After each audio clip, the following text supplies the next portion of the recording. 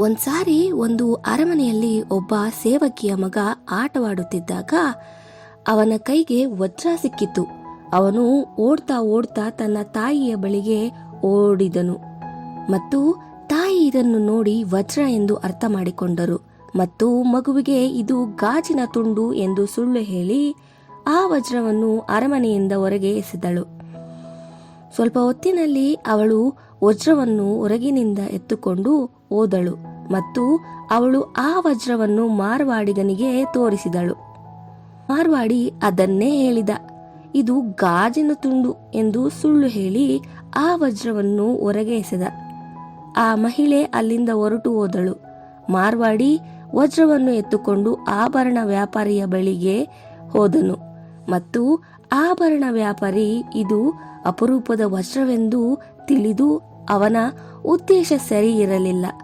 ಅದಕ್ಕೆ ಅವನು ಮಾರ್ವಾಡಿಗೆ ಇದು ಗಾಜಿನ ತುಂಡು ಎಂದು ಹೇಳಿದನು ಮತ್ತು ಅವನು ವಜ್ರವನ್ನು ಹೊರಗೆ ಎಸೆದ ಮತ್ತು ಅದು ಬಿದ್ದು ತಕ್ಷಣ ವಜ್ರವು ಮುರಿದು ಪುಡಿಪುಡಿಯಾಯಿತು. ಒಬ್ಬ ವ್ಯಕ್ತಿಯು ಈ ಇಡೀ ಘಟನೆಯನ್ನು ನೋಡುತ್ತಿದ್ದನು. ಅವನು ಹೋಗಿ ವಜ್ರವನ್ನು ಕೇಳಿದನು, ನಿನ್ನನ್ನು 2 ಸಾರಿ ಎಸೆದಾಗ ನೀನು ಮುರಿಯಲಿಲ್ಲ ಮತ್ತು 3ನೆಯ ಬಾರಿ ನೀನು ಏಕೆ ಮುರಿದು ಹೋದೆ ಎಂದ. ಆಗ ವಜ್ರವು ಉತ್ತರಿಸಿತು, ಆ ಮಹಿಳೆಗೆ ನನ್ನ ಬೆಲೆ ತಿಳಿದಿರಲಿಲ್ಲ ಮತ್ತು ಆ ಮಾರ್ವಾಡಿಗನಿಗೂ ಸಹ ನನ್ನ ಬೆಲೆ ತಿಳಿದಿರಲಿಲ್ಲ. ಆದರೆ ನನ್ನ ಸರಿಯಾದ ಬೆಲೆ ಆಭರಣ ವ್ಯಾಪಾರಿಗೆ ಮಾತ್ರ ತಿಳಿದಿತ್ತು.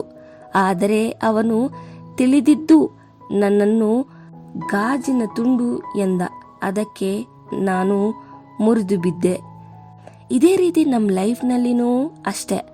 ಒಬ್ಬರ ಬೆಲೆ ತಿಳಿದಿದ್ರೂ ಅವರಿಗೆ ಬೆಲೆ ಕೊಡಲಿಲ್ಲ ಅಂದರೆ ಅವರ ಮನಸ್ಸು ಒಡೆದು ಹೋಗುತ್ತದೆ. 1 ಸಾರಿ ನೋಡಿ, 2 ಸಾರಿ ನೋಡಿ, 3ನೇ ಸಾರಿನೂ ನಿಮಗೆ ಬೆಲೆ ಕೊಡಲಿಲ್ಲ ಅಂದರೆ ಅಲ್ಲಿ ಇರೋದು ವೇಸ್ಟ್. ನಿಮ್ಮ ಬೆಲೆ ಯಾರಿಗೆ ಗೊತ್ತಿರುತ್ತದೋ ಅವರ ಬಳಿ ನೀವು ಇದ್ದರೆ ನಿಮಗೆ ಗೌರವ, ಸಂತೋಷ, ನೆಮ್ಮದಿ.